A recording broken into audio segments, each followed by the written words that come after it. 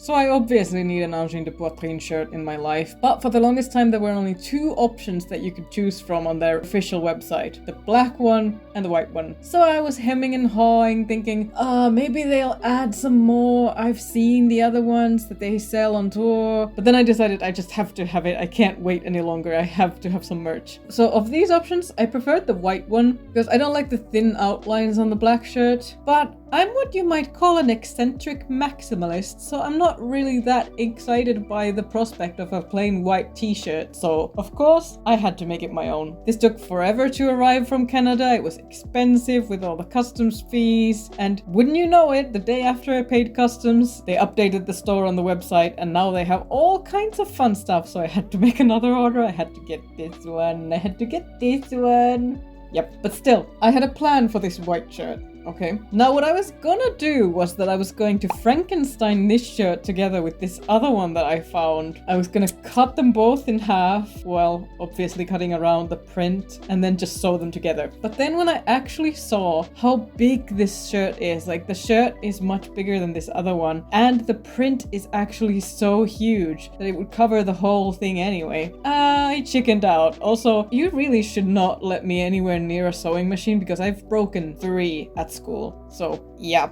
it's better that I didn't do that anyway. So I went for the safer option and just went with paints and stuff and just chucked this other shirt away for later. But don't worry, we'll come back to it at the end.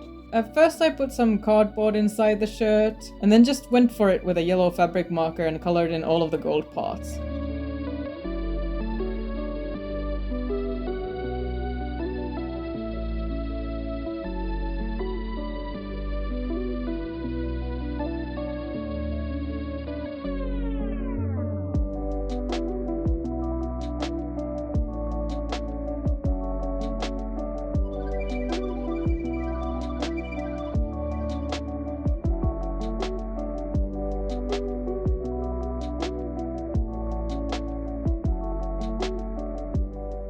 Then I took this thin packing paper and just traced through all of those things that I wanted to make glittery and extra special later.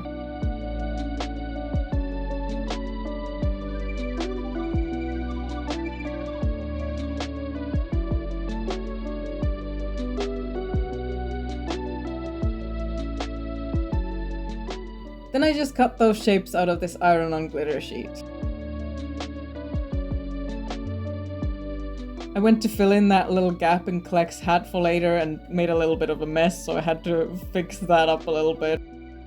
Luckily, I still had plenty of this black fabric paint left from my previous projects, so didn't have to pay for that. And I used the end of this marker as a stamp because it was a nice shape and size for the dots that I wanted to put in. Then I just painstakingly stamped on each and every little dot on this shirt and fixed them up with this small detail brush. By the way, if you ever need really tiny brushes for all of those tiny details, I highly suggest that you buy some nail art brushes because I use those all the time. Oops, I made a mess there. Well, this is handmade, you know. This process took forever and my back was absolutely destroyed from hunching over this all day. Doing this for the camera was not really helping with the ergonomic setup. By the way, I also put another t-shirt that I don't want anymore inside this t-shirt, just to keep the paint from bleeding through.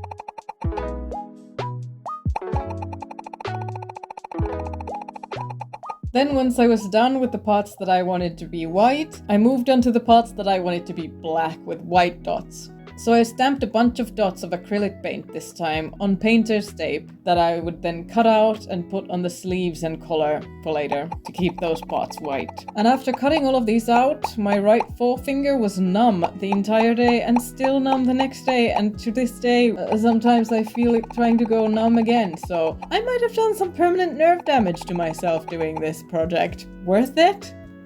Then I taped up the edges of the parts that I wanted to paint black so that the paint wouldn't get on the parts that I wanted to remain white.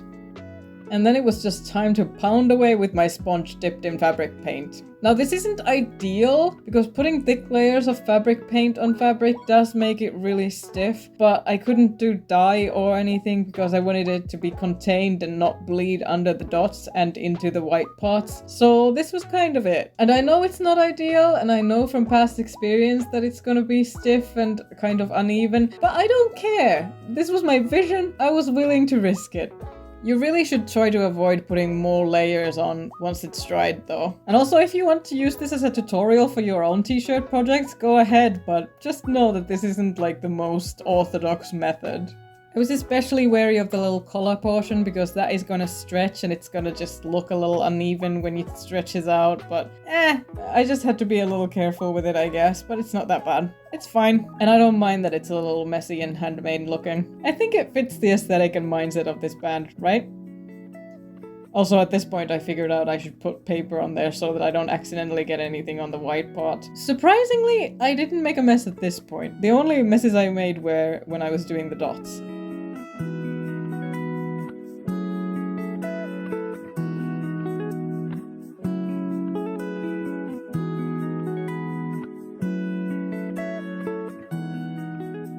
I also made sure to get a little bit of the insides of the sleeves and the collar so that it doesn't have that awkward line where the black just ends. But if you do this, do keep in mind that this stuff can stain your skin a little bit if you haven't washed it a lot, and if you wash it a lot, it might get really uneven, so it's not an exact science. Then I just removed the tapes.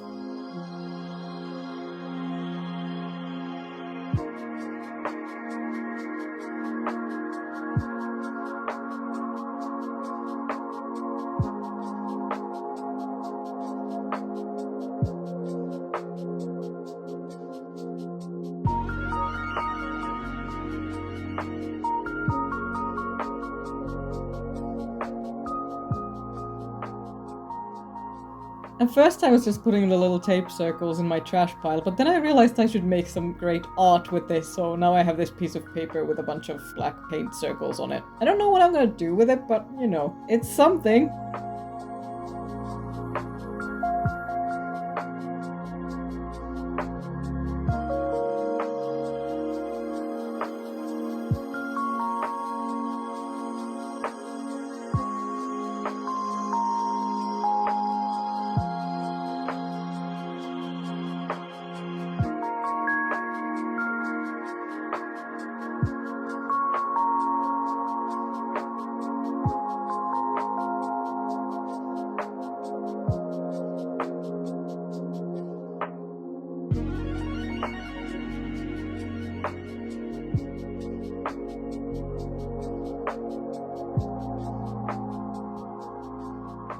Then I just went over all the parts that didn't look that neat with a little brush, just to fix them up a little bit. Then it was time to lay on the glitter, so I just really carefully positioned the shapes in the right position and then just put some scrap fabric over it and ironed it carefully.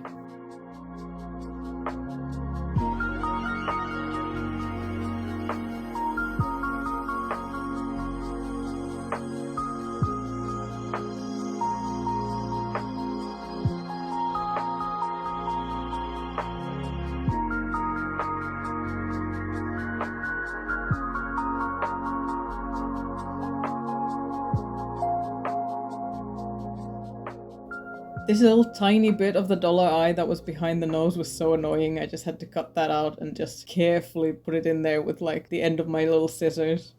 Then I just peeled the plastic off and the glitter is set in.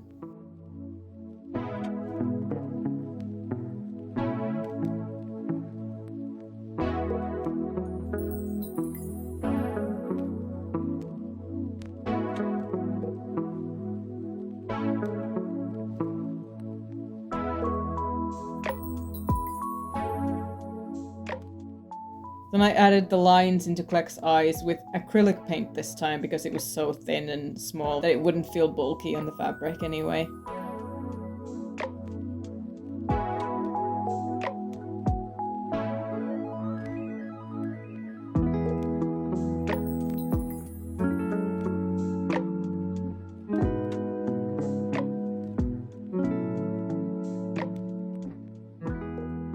Then I just had to iron over everything just to seal in all of those dots. And I made sure to iron the black parts last because those can stain the fabric that I used.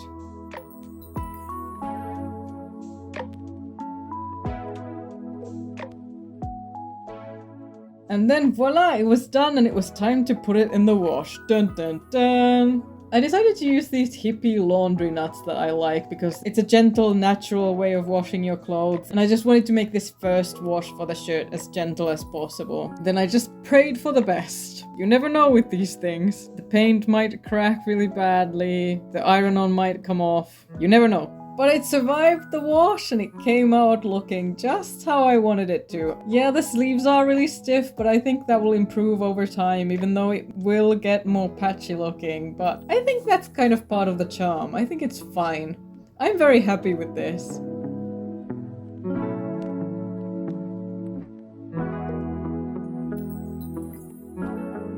So, what about the other shirt? Well, I had plans for this too. This was a smaller project that I just did in one day, but I was gonna Anginify this as well. So due to my hoarding tendencies, I had this handy little bit of cardboard that was just the right thickness for stencil. So I just traced the Angine hands, and I traced them on this, and then I cut it out, leaving the hands in the negative space.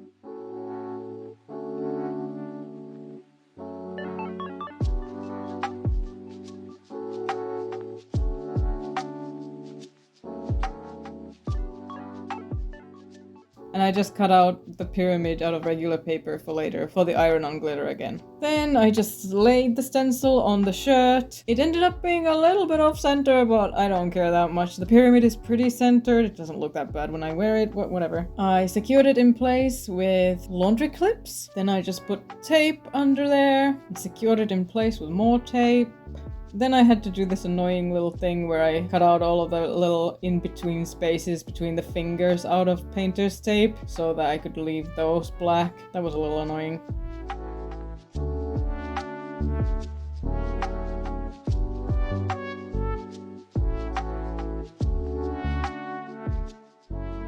Then I did the same process with the tape circles, but this time not as many, thankfully.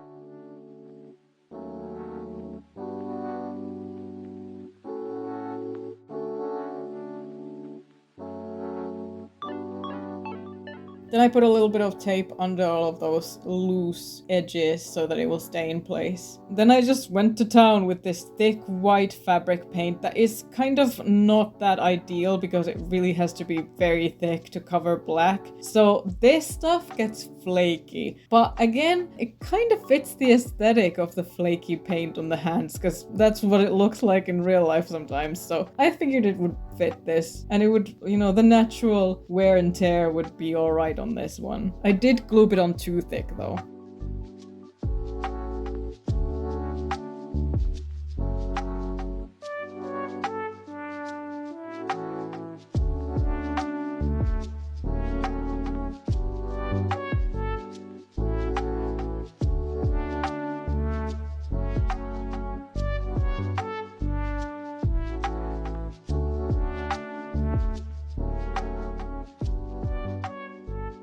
Then I don't know what I was thinking that I took these little bits of tape off while it was still wet. I really should have just waited, but I was really impatient. That one little bit was so annoying I had to use a needle to get it out. Then I cut the pyramid out of the iron-on glitter sheet and cut that in half. Then I fixed up those little bits that already had the white dots on the shirt itself to make them black. Just fixed up the edges a little bit anyway. Then I set the pyramid in its place and ironed it on.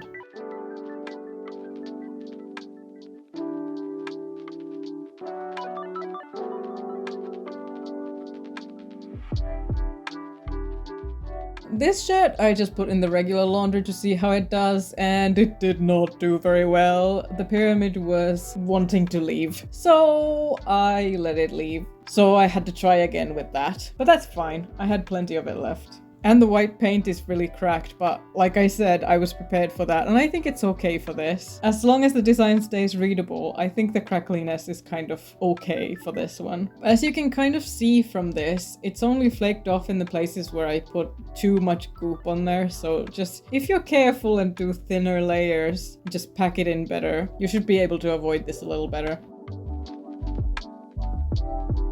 And here you have it. It looks really off-center, but it doesn't look that bad when it's worn. I think this is a perfectly fine little project. This didn't take me very much time. It's cute enough.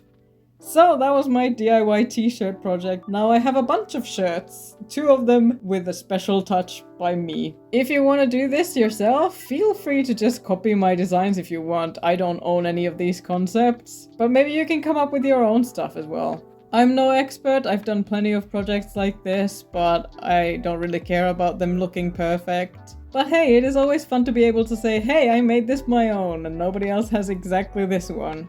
And just because I'm always curious to know how long people's projects take and how much it costs to make, here are the stats if you're interested.